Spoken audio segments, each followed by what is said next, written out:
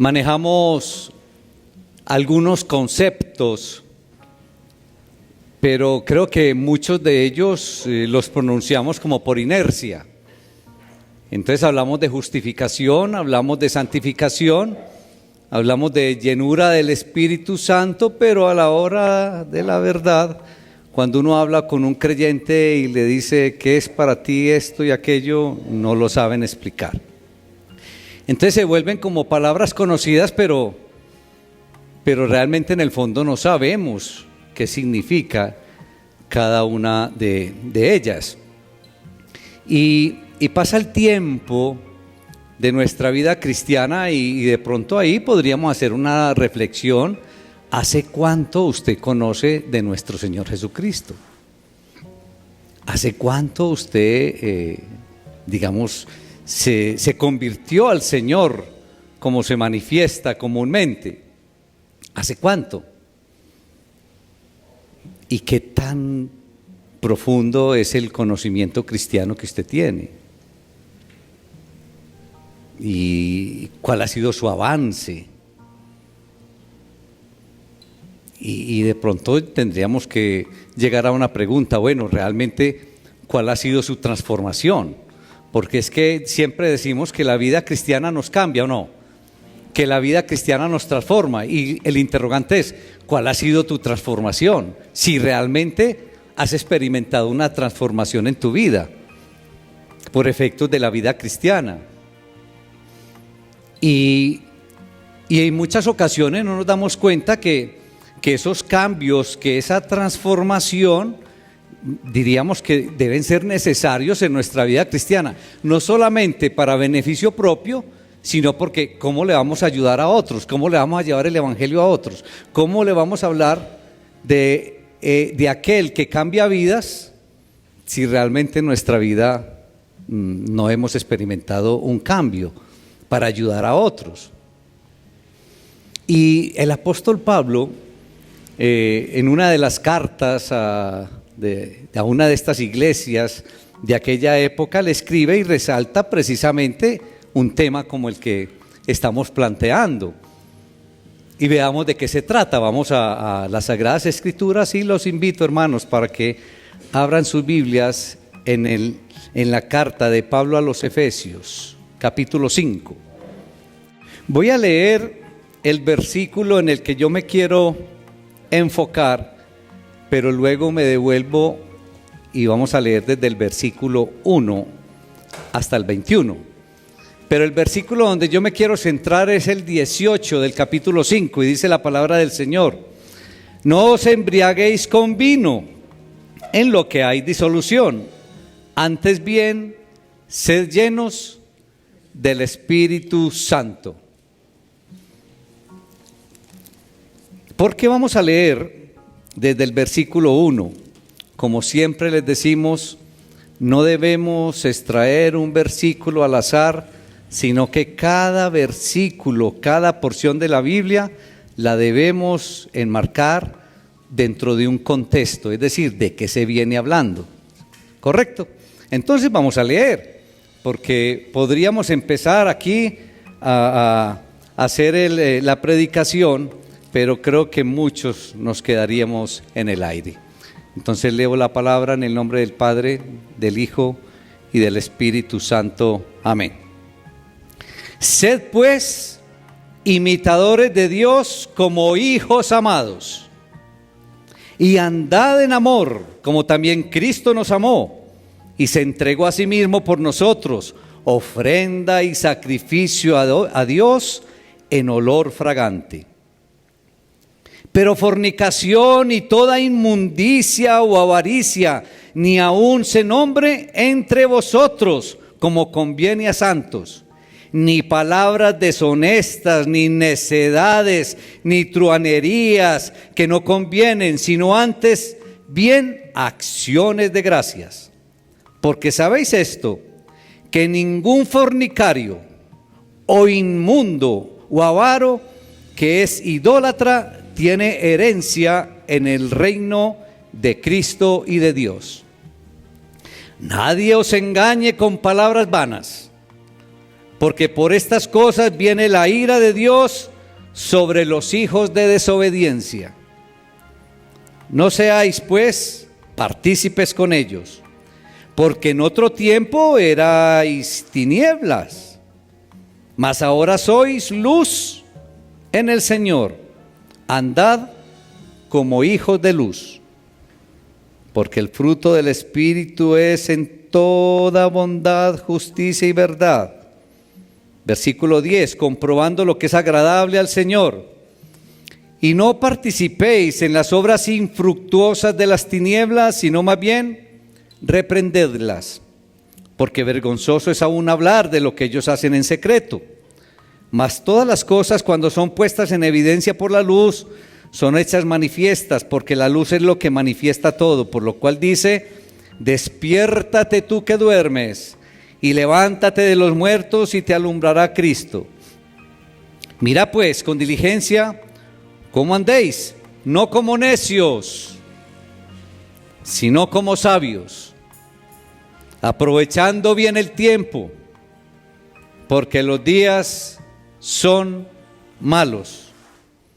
Por tanto, no seáis insensatos, sino entendidos de cuál sea la voluntad del Señor. Versículo 18, no os embriaguéis con vino, en lo cual hay disolución, antes bien sed llenos del Espíritu, hablando entre vosotros con salmos, con himnos y cánticos espirituales, cantando y alabando al Señor en vuestros corazones, dando siempre gracias por todo al Dios Padre, en el nombre de nuestro Señor Jesucristo. Padre, te alabamos, te damos honra, te damos todo el honor, en el poderoso nombre de Cristo Jesús. Padre, de tu Espíritu Santo te clamamos y te pedimos, esté en medio de nosotros ministrando. Que podamos llevarnos, Señor, la enseñanza que tienes para todos nosotros en la mañana de hoy, que nos la llevemos con total claridad y que podamos tomar decisiones, Señor, y que realmente se puedan dar cambios en nuestras vidas, transformaciones, para que podamos reflejar a nuestro Señor y Salvador Jesucristo en nuestras vidas.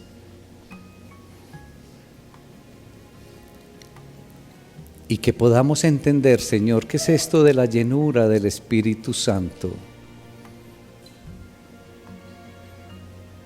Que podamos entender este concepto maravilloso, esta bendición maravillosa de parte tuya, que quizás por no entenderla con total claridad nos perdemos de esa bendición, Señor. Ayúdanos, te clamamos, te pedimos en el glorioso nombre de Cristo Jesús. Amén. Y no os embriaguéis con vino, en lo cual hay disolución, sino sed llenos del Espíritu Santo. Si nosotros no enmarcamos este versículo dentro de todo contexto, simplemente nos iríamos aquí diciendo, no, es que el Señor dice que no nos podemos emborrachar. ¿Correcto? Por eso es tan importante el contexto en que están escritos los versículos, para no sacarlo de lo que quiere decir el Señor ahí a través de la palabra. Y el Señor con la palabra de hoy nos está haciendo una invitación muy especial, nos está haciendo un llamado muy especial, y nos está haciendo un llamado a una transformación. Esa es la invitación de hoy, llamados a una transformación. Entonces, hoy, hermanito, si te preguntan, ¿qué te dijo el Señor hoy? Me dijo, ¿me está haciendo un llamado? ¿A qué? A una transformación. Carolina, ¿qué llamado te está haciendo el Señor hoy? A una transformación. Es el llamado que nos está haciendo a todos nosotros, a todos y cada uno de nosotros, a una transformación. Entonces, como ya leímos el contexto, el escritor aquí está tratando, o más bien continúa diciéndole a los efesios, les está haciendo un llamado a una transformación precisamente. Si uno empieza desde el capítulo 5 y va inclusive a los de antes, porque la primera palabra que uno se encuentra en el capítulo 5, como inicia el capítulo 5, dice, sed pues. ¿Qué indica esa palabra sed pues? Que eso está ligado a lo que se está diciendo anteriormente. Entonces miren que el capítulo 5 está ligado al capítulo 4. Entonces miren que esas son palabras conectoras y que no pueden pasar por alto cuando nosotros estamos leyendo la palabra. Entonces el Pablo está animando a los efesios, les está hablando acerca de una transformación que se debe dar en ellos. Y también Pablo aquí en esta carta introduce nuevos argumentos que los hermanos deben esforzarse para hacer unos cambios en ellos. Ahora, ¿esa transformación solamente era para los destinatarios de la carta de Pablo? Esa transformación es para ti, pero esa transformación es para ti hoy, esa transformación es para ti, Armando, esa transformación es para todos nosotros hoy. Pero también ese esfuerzo para que se produzcan esos cambios en la vida de cada uno de nosotros es para todos nosotros hoy. Transformaciones y cambios entonces. Pero uno ve aquí Pablo que está dando unas razones para que se dé la transformación en cada uno de nosotros. Y voy a hacerlo muy rápido porque estoy hablando del contexto de ese versículo 18. Pero hay unas razones que vemos con claridad aquí en este capítulo 5, por las cuales debemos buscar la transformación en cada uno de nosotros. Y la primera razón que encontramos es para ser como Dios. ¿Qué dice el versículo 1? Ser imitadores de Dios. Esa es la primera razón. Porque el creyente, es decir, cada uno de nosotros debe comportarse como se comporta Dios. ¿Y cómo se comporta Dios? Tenemos a un Dios que perdona. ¿Qué debemos hacer nosotros entonces? Si Dios perdona, ¿qué debemos hacer nosotros? Perdonar. Y se nos facilita perdonar. Dios nos ama, ¿qué debemos hacer nosotros? Dios nos consuela, ¿qué debemos hacer nosotros? Dios nos protege, ¿qué debemos hacer nosotros? Esa es la idea. Ser como Dios, esa es la razón para nuestra transformación, la primera razón que encontramos aquí. Y Pablo inicia este capítulo 5 con este pensamiento, y yo creo que es que un buen hijo aprende de un buen padre, como dice el refrán, de tal palo, tal astilla. Entonces nos vamos a parecer a nuestro soberano creador, ¿o no? Esa es la primera razón de la transformación. Y al igual que el pueblo de Israel en la antigüedad, los creyentes de hoy han recibido el mandato, y lo encontramos ahí en la palabra de Dios. ¿Cuál mandato? Sed santos, sed santo, porque yo soy santo, dice el Señor en su palabra. Ese es un mandato, tanto para el antiguo Israel como para los nuevos creyentes. Y Pablo en el versículo 2 enseña que el amor es una cualidad fundamental para vivir la vida cristiana, especialmente en las relaciones interpersonales y en la unidad de la iglesia. Por eso dice, andad en amor. Mire cómo recalca ahí. Entonces, ese amor, andar en el amor, significa entregarse a otras personas como Cristo mismo se entregó. ¿Por qué se entregó Cristo en la cruz? Por amor. Y eso es lo que nos pide aquí el Señor a través de esta carta, ¿sí? Andad, que caminemos, que nos comportemos con amor. Pero hay un contraste ahí bien especial. Pablo dice, anden en amor, compórtense en amor.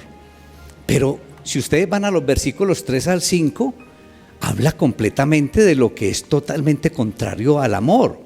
Pablo pasa ahí del amor verdadero a la perversión del amor, pasando entonces del sacrificio por otros a la indulgencia personal. Es lo que uno describe ahí en los versículos 3 al 5. Habla de cristianos que vivían entonces en un mundo donde la pureza sexual y la fidelidad matrimonial prácticamente no existían. Es la descripción que Pablo hace del mundo de esa época. O sea que la sensualidad permeaba la sociedad y permeaba la religión. Gracias a Dios, nuestra época no es así, ¿cierto? Uno lee esto, hermanos, y uno dice, pero Pablo, ¿cómo sabía que nosotros nos comportamos y vivimos en una sociedad así? Está en la descripción. Es tremenda la palabra del Señor. Y Éfeso, no debemos olvidar que Éfeso era la sede de la adoración a una diosa, a la diosa Artemisa o a la diosa Diana. Y era la diosa de la fertilidad, cuyos ritos, los ritos de esta diosa incluían orgías e incluían prostitución. Eso era lo que se daba allá en un lugar como Éfeso, por una diosa de esa, diosa con D pequeña. Y la fe cristiana entonces en aquella época introdujo a ese escenario de orgías y de prostitución una norma moral que el ciudadano del tiempo no conocía y que le parecía imposible de cumplir. ¿No les parece como muy parecido a lo que experimentamos nosotros hoy? Cuando nosotros como cristianos llegamos a hablar de ciertas normas, bueno, del Señor y normas morales, ¿cómo nos tildan? De fanáticos. Y nos tildan de muchas otras maneras, pero igual pasaba en esa época. Llegaban los nuevos creyentes y hablaban entonces de unas condiciones y esta gente, era absurdo para todos ellos. Y es por eso que el apóstol Pablo prohíbe ese tipo de comportamientos que eran totalmente contrarios a la manera de vivir de un cristiano. Y encontramos allí una serie de comportamientos inadecuados para ellos en esa época, pero también inadecuados para la época nuestra, para hoy. Y hermanitos, muchos regalos. La verdad es que nosotros hemos recibido muchos regalos de nuestro Creador. Y en lugar de manchar todos esos regalos con perversidad, con frivolidad, con libertinaje, ese libertinaje que nos invita el mundo de hoy, más bien el cristiano debe expresar un profundo y sincero agradecimiento a Dios. Por eso el apóstol Pablo escribe aquí, habla de acciones de gracias ahí en el versículo 4. Eso es lo que nosotros debemos mantener para el soberano creador: agradecimiento, acciones de gracias por todo lo que hemos recibido de Él. Entonces, la primera razón para nuestra transformación es para ser como Dios. La segunda razón es por ser hijos del reino. Estos versículos del 3 al 7 contienen dos argumentos importantes. En primer lugar, ese versículo 5 afirma que una persona que se caracteriza por ser fornicario, que una persona que se caracteriza por ser inmundo o avaro, no tiene herencia en el reino de Dios, en el reino de Cristo. Es decir, esa persona que está dando evidencia, está dando una evidencia que no ha sido redimida, pero profesa ser cristiano. ¿Conocen personas así? Las iglesias están llenas así de estas personas, que profesan ser cristianas, pero su comportamiento indica totalmente lo contrario. Estaba en aquella época, pero hoy en día los tenemos así en las iglesias. Y en segundo lugar, los versículos 6 y 7, el autor argumenta aquí que por causa de cometer pecados como los que hemos descrito, los no creyentes son objetos de algo muy, muy importante, muy profundo y muy especial del Señor. ¿Qué causan en el Señor? La ira de Dios. Tremendo esto. Entonces el cristiano no debe participar de ellos en esas prácticas porque motivan el castigo divino por esa media bobadita. Entonces, llevamos dos razones para ser transformados. La primera, porque para ser como Dios. La segunda, por ser hijos del reino. Y la tercera razón que encontramos aquí en esta porción de la palabra, en el contexto como tal, es por ser luz en el Señor. Dios es luz, ¿queda duda? Dios es luz. ¿Recuerdan allá en el Génesis cuando el Señor dice, sea la luz? ¿Y qué pasó? Se dio la luz. Y también cuando dijo, sepárese la luz de las tinieblas, e inmediatamente se dio. Dios es luz. Pero Jesucristo encarnado es la luz que Dios le dio al mundo, a un mundo que estaba en tinieblas. Entonces Dios es luz, Jesucristo es luz, entonces el creyente es luz. Pero el creyente es luz no porque sea la luz, es porque camina con el que es la luz. Entonces refleja la luz de Jesucristo. Eso es bien importante. Entonces debemos ser transformados en tercer lugar porque somos luz en el Señor. Y la cuarta razón por la cual debemos ser transformados es para ser sabios. Dice el versículo 15, miren cómo caminan, no como necios, sino como sabios. Entonces uno podría decir, bueno, ser sabio es no ser necio, ¿sí o no? En primer lugar. Y el necio es el que actúa como sin pensar, el que actúa sin experiencia, el que actúa sin habilidad, busca, digamos, metas secundarias, busca metas terrenales, materiales, y descuida lo que uno podría decir los valores importantes y los comportamientos espirituales. Ese es el necio. Y de nuevo entonces Pablo enfoca la mente y la voluntad del creyente como la clave de su conducta. Y dice que ser sabio es aprovechar la oportunidad. ¿Y de qué habla Pablo ahí? ¿Y qué es aprovechar la oportunidad? Es aprovechar bien el tiempo. ¿Cuánto tiempo malgastamos? Solamente reflexione usted cuánto tiempo pierde usted frente al computador. ¿Cuánto tiempo pierde usted frente al Facebook, al Instagram, a todas esas redes? Si usted se comportara con la Biblia. Ayer vi un video que me enviaron y dice, si usted tratara la Biblia como trata a su celular, y empiezan a mostrar la persona cepillándose los dientes leyendo la Biblia, porque ¿qué hacen con el celular? La persona vistiéndose y leyendo la Biblia, la persona manejando carro y leyendo la Biblia, la persona caminando y leyendo la Biblia. Es tremendo ese video, porque muestra la realidad. Ese celular nos tiene pero enceguecidos.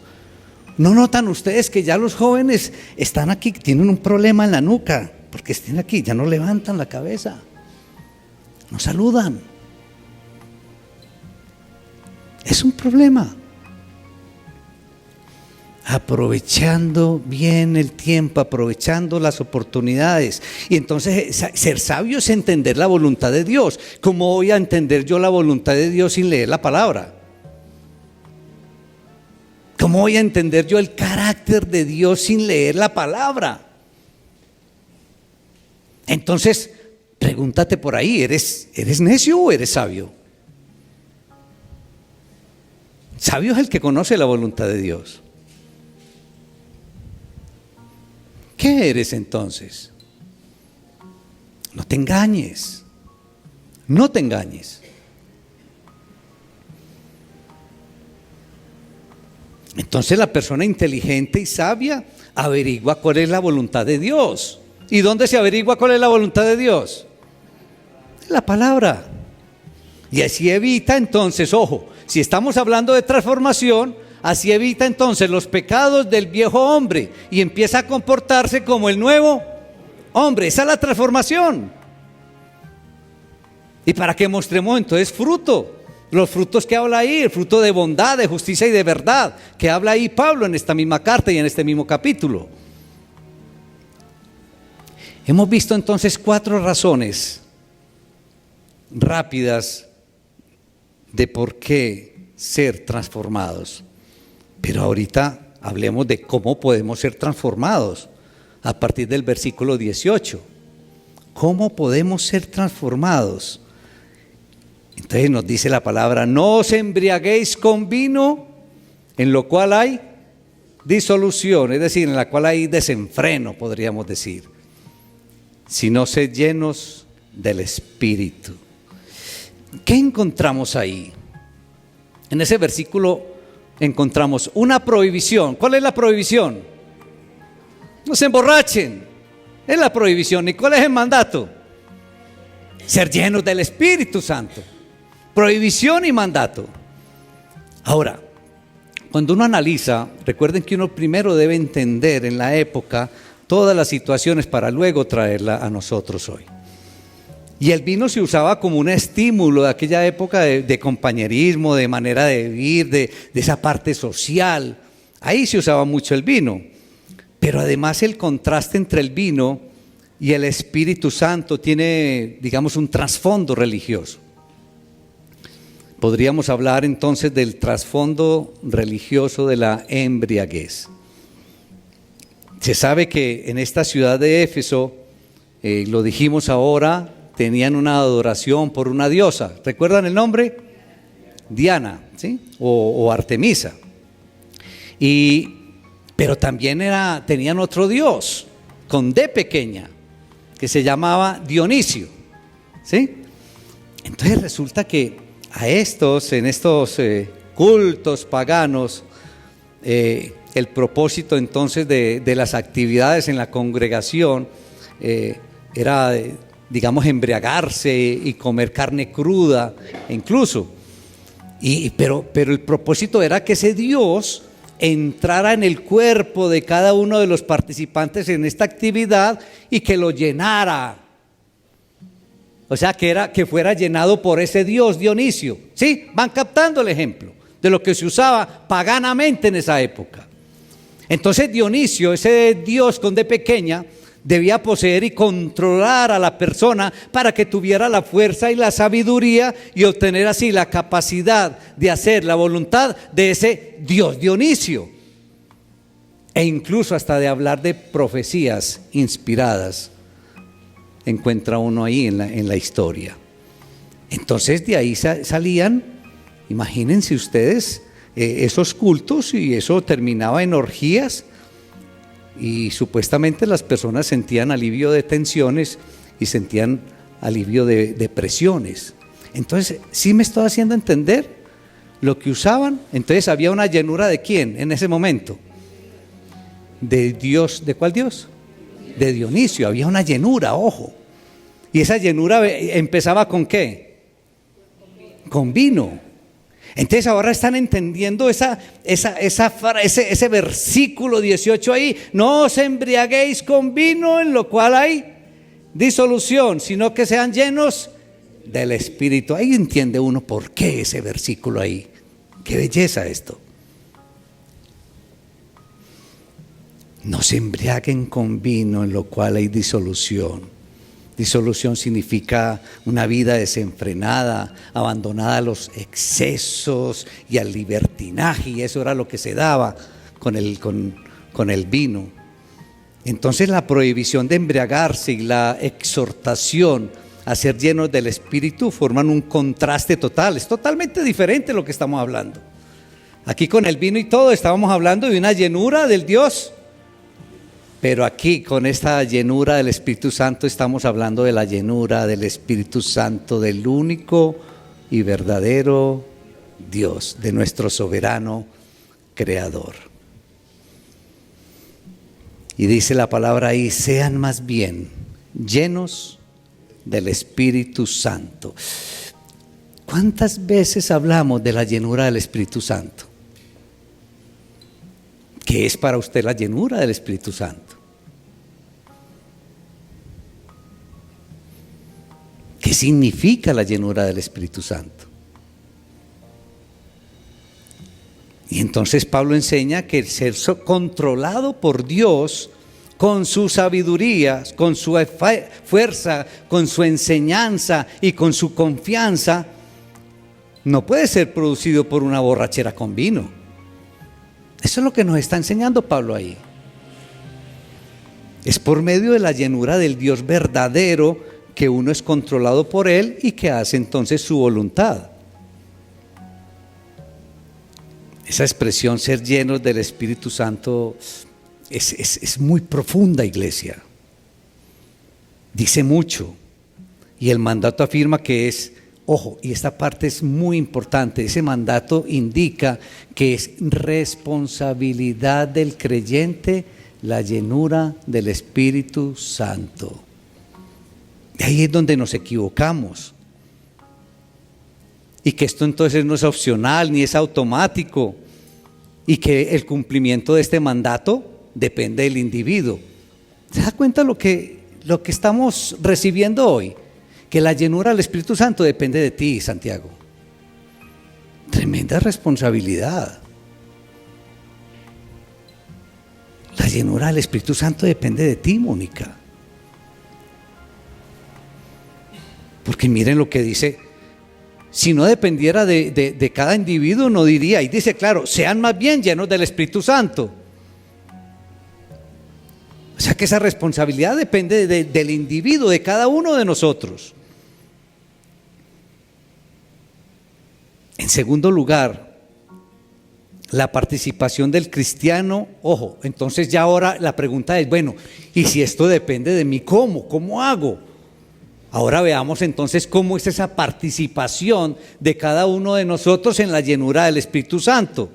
La participación es permitir, ojo, permitir ser llenado por el Espíritu Santo. Porque es que eso es lo que estamos pasando, estamos obstruyendo, estamos evitando que el Espíritu Santo nos dé la llenura, eso es lo que está pasando. Entonces lo que debemos, la responsabilidad es permitirle al Espíritu Santo que nos dé la llenura, esa es la responsabilidad. Entonces, ¿qué es lo que tenemos que hacer? Quitar los obstáculos. Quitar todo eso que no le está permitiendo al Espíritu Santo darnos la llenura, esa es la responsabilidad.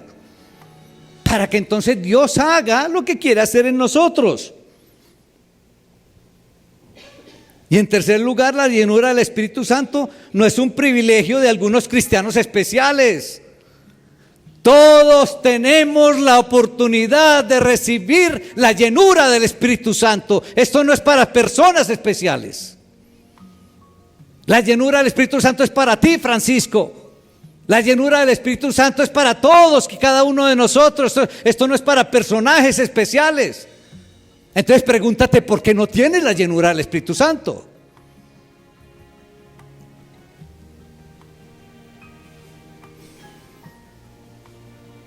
Es importante recordar, hermanos, que el Espíritu Santo mora en cada creyente desde el momento en que recibimos a Cristo como Señor y Salvador. El día que tú decidiste caminar con nuestro Señor Jesucristo, Paola, tú recibiste el Espíritu Santo. Desde que empezamos a caminar con nuestro Señor Jesucristo, todos recibimos el Espíritu Santo. El Espíritu Santo mora en ti desde que empezaste a caminar con nuestro Señor Jesucristo. Entonces, ojo, la llenura no es recibir el Espíritu. Eso debe quedar muy claro. Yo recibo a Cristo, recibo al Espíritu Santo, pero la llenura no es recibir el Espíritu Santo. Entonces yo soy el que le debo permitir al Espíritu Santo que me dé la llenura. ¿Sí me estoy haciendo entender?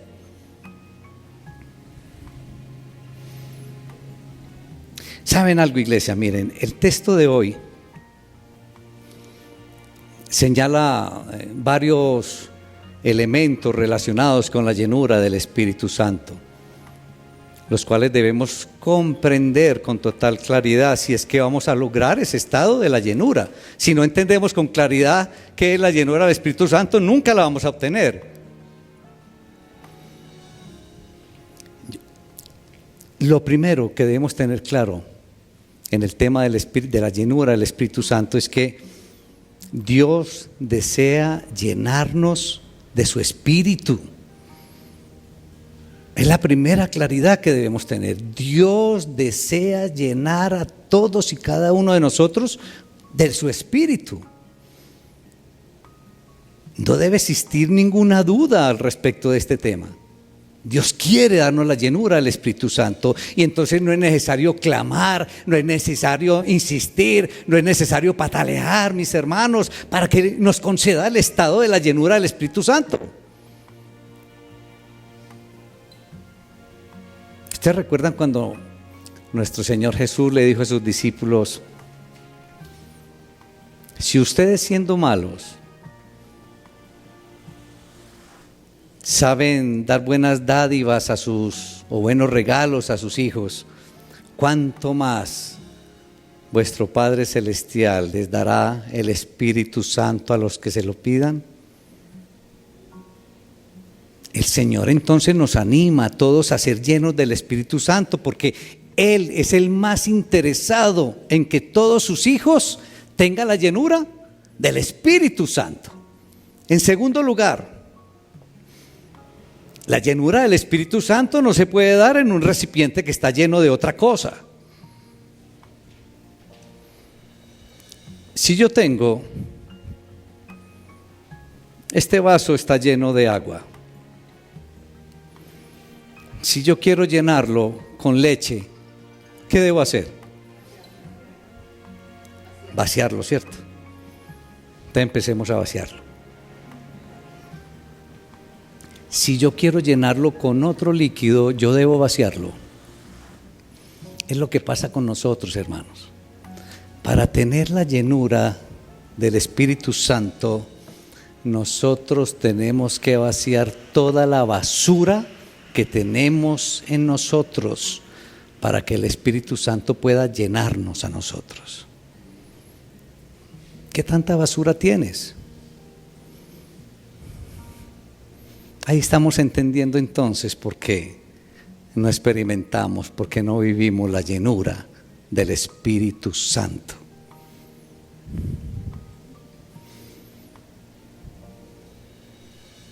Como cristianos muchas veces estamos pidiendo la llenura sin darnos cuenta que no existe en nuestro ser el espacio necesario para que el Espíritu lo llene. Es posible que esté lleno de basura, es posible que esté lleno de pecados, esos pecados que estos y muchos otros que nombró Pablo aquí en este capítulo 5. Entonces, noten ustedes que si la responsabilidad es nuestra, no experimentamos la llenura porque quizás no hay espacio para la llenura, porque estamos llenos de basura.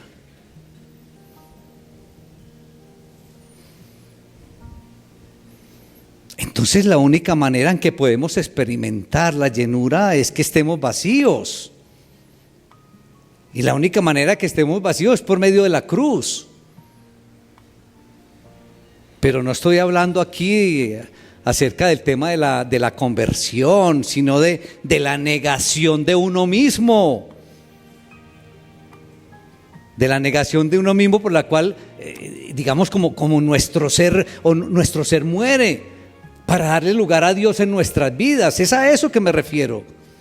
Es necesario entonces negarse a uno mismo con sus deseos, con sus aspiraciones, con sus planes, sus proyectos, si es que queremos experimentar la plenitud de Dios. Ahora, ojo, que quede bien claro, yo no estoy diciendo que no tengamos sueños, no estoy diciendo que no tengamos planes, que no tengamos proyectos, pero que estén dentro de la voluntad de Dios. Y cuando colocamos nuestros proyectos y nuestros sueños y nuestros planes a la aprobación de Dios, ¿cuándo? Para que el Señor tenga el control absolutamente de todo en nuestras vidas.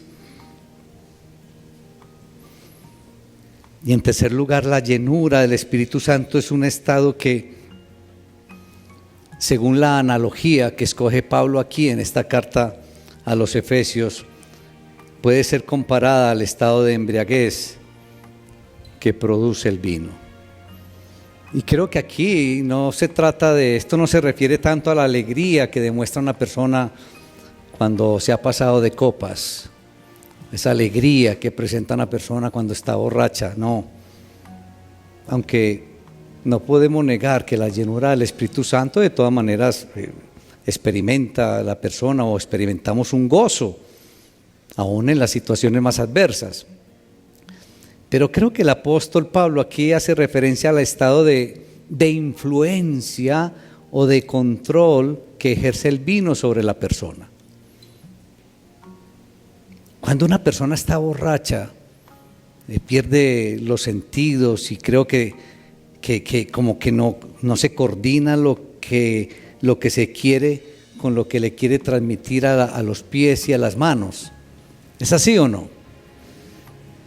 Y puede que una persona se levante y puede que una persona camine, pero sus piernas y su equilibrio ya no están bajo el control de la persona, sino que están bajo el control ¿de quién? Del vino. Eso es lo que pasa cuando la persona está borracha. Y entonces cuando tenía o tiene la intención de hacer algo, entonces simplemente los pies y el equilibrio y las manos le desobedecen, pues están bajo la influencia de algo más fuerte que su voluntad en ese estado de borrachera. Entonces de esto se trata la llenura del Espíritu Santo, hermanos. Debería de producir en nosotros un estado semejante al de la persona borracha. Entonces la llenura del Espíritu Santo, ¿quién tiene el control?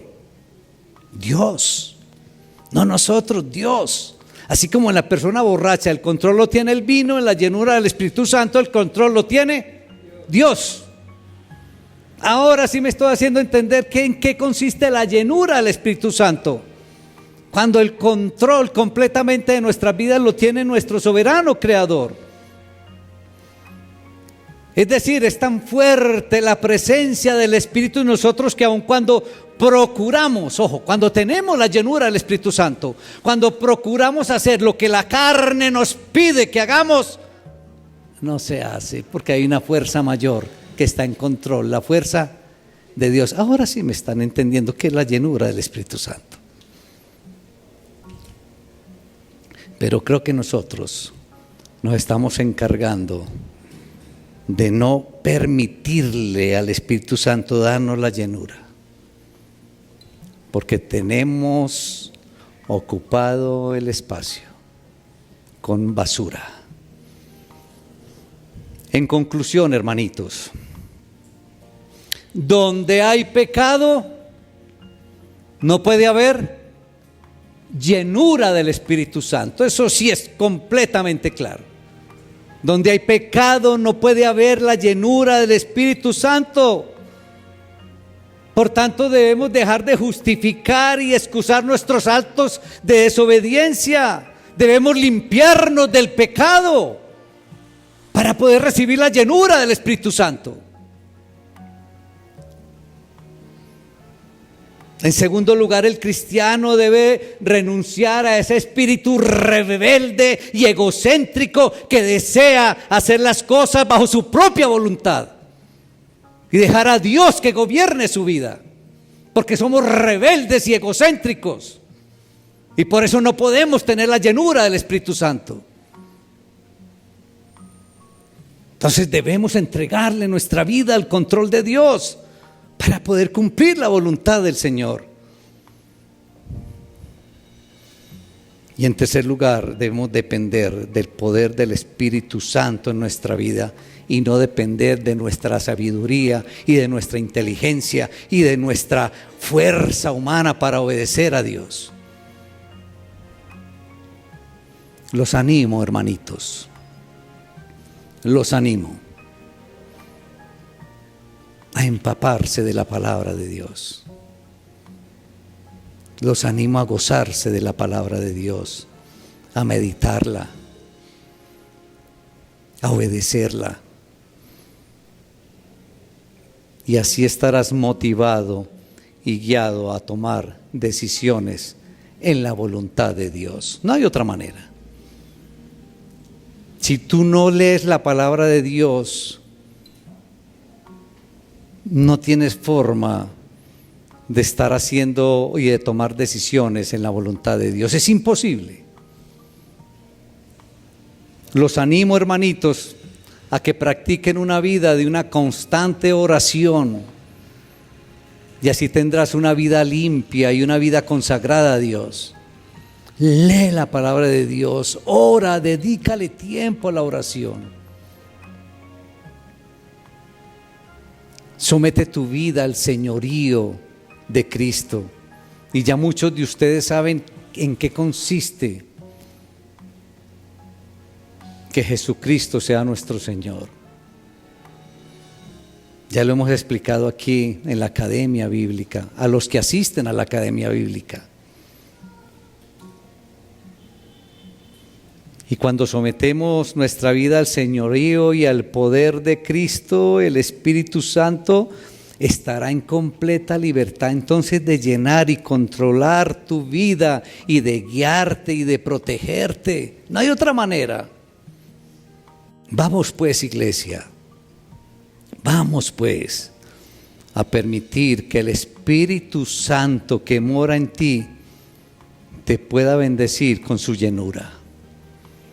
Pero es responsabilidad tuya que le permitas al Espíritu Santo que te llene. Es responsabilidad tuya que le permitas al Espíritu Santo que te llene. Es responsabilidad tuya. Y con la llenura del Espíritu Santo, hermanitos, podamos terminar nuestras vidas y mantener más bien nuestras vidas, como dice aquí en los versículos 19 y 20 de este capítulo 5, hablando entre vosotros con salmos, con himnos y cánticos espirituales, cantando y alabando al Señor en vuestros corazones, dando siempre gracias por todo al Dios y Padre, en el nombre de nuestro Señor Jesucristo. Padre, te alabamos. Te damos honra, te damos todo el honor en el poderoso nombre de Cristo Jesús. Padre, te pedimos perdón, Señor. Tanto que hablamos de la llenura del Espíritu Santo y nosotros impidiendo recibir la llenura del Espíritu. Tu deseo es que recibamos la llenura, pero no tenemos cupo para recibirla, Señor. Ya hoy nos queda total claridad, Señor. El pecado y la basura que acumulamos en nuestra vida, Señor, por ese pecado y basura no hay espacio para que el Espíritu Santo nos llene. Ayúdanos, Señor. Hoy nos ha quedado claro, Señor, que es responsabilidad nuestra entonces hacer ese vaciado, tomar decisiones para permitirle al Espíritu Santo que haga ese llenado y que tú, soberano creador, tengas el control de nuestras vidas, entregarte a ti el control total de nuestras vidas, como si estuviéramos embriagados de ti, Padre Celestial. Te damos gracias, Señor. Tú quieres lo mejor para nosotros. Tú quieres nuestro bienestar. Tú quieres la llenura del Espíritu Santo en cada uno de nosotros. Ayúdanos, Señor, con el poder mismo del Espíritu Santo, a que tomemos conciencia clara, Señor, de lo que es la llenura del Espíritu Santo, de lo que es el papel de cada uno de nosotros en la llenura del Espíritu Santo, y que podamos permitir entonces, con la limpieza, con la decisión de limpieza de corazón, darle espacio a la llenura del Espíritu Santo.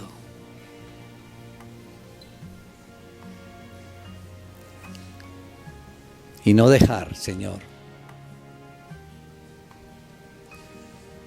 que costumbres del entorno, en la cual el apóstol Pablo dice: no os embriaguéis con vino por la costumbre de aquella época, Señor.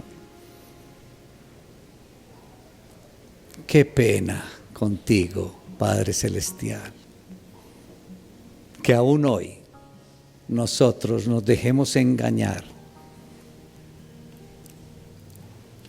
por lo que nos presenta e invita el mundo de hoy, Señor. Y tú nos dices hoy, más bien, sean llenos del Espíritu Santo. Te damos gracias, Señor, porque esa es tu intención, ese es tu interés, esa es tu voluntad. Ayúdanos, que sea también nuestro interés, nuestra voluntad, permitir la llenura del Espíritu Santo. Te alabamos, Señor, te damos toda la honra y toda la gloria en el glorioso nombre de Cristo Jesús. Amén.